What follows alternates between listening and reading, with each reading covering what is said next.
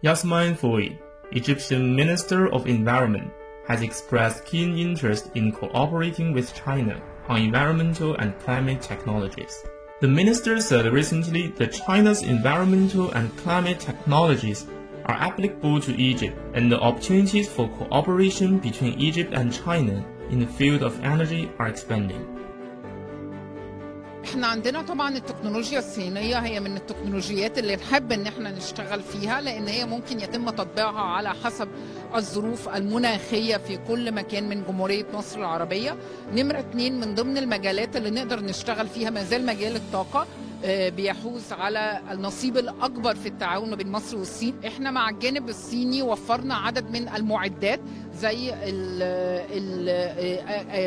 لمبات الإنارة في الشوارع، زي تكييفات منخفضة الاستهلاك للطاقة، زي لمبات أخرى بتستخدم.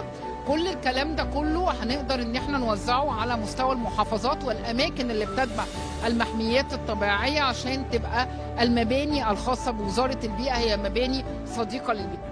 She also cited the application of biogas as a noteworthy instance of the potential cooperation between China and Egypt, and stressed that China's expertise in recycling industrial water could be very useful for her country.